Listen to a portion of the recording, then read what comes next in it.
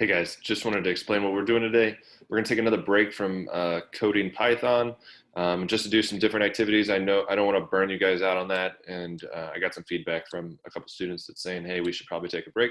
So I want to do that. So today what we're going to do is we're going to go to this Hour of Code website, and we might use this in the future again, but just go ahead and click on this website right here, and then you can choose your own activity, right? So you can pick whatever one you want. Here is the way I do it. So you guys should probably click on this button where it says grades 6 through 8.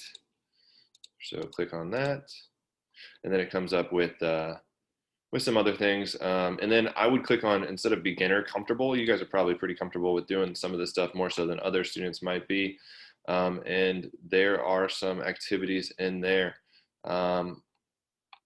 What I would also say is when I clicked on it before, it had a turtle. Oh, there it is. So right here, if you're not sure what to do, here's a program in Python, a turtle. So that might be fun to do. So you can click on that and do that one, or any of the other ones that might interest you.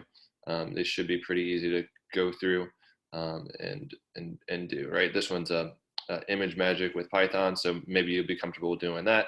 But any of them that interest you, you can do. I would recommend any of the Python ones. I think maybe you can, no, they don't say that you can choose it by Python, but maybe there's a search button in here. I don't see that.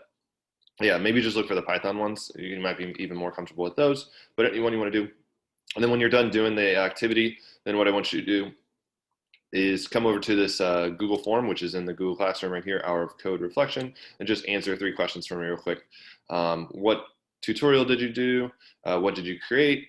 What was the most difficult challenge you did with the activity that you did? What did you do to get through the challenge? And then do you think being in this computer science class is giving you confidence in completing coding activities like this? Do you feel like you could be a computer programmer if you wanted to, right? So I'm not saying you have to be a computer programmer, but if you want to, do you feel more confident in doing that since being in this class? Yes or no, and why, right? So those are 3. Those are the 3 questions I'd like you to answer. Excuse me.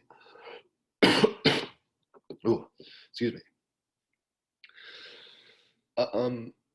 Yeah, that's gonna be the end of this one. I got something stuck in my throat. All right, thank you guys so much. Have a great day.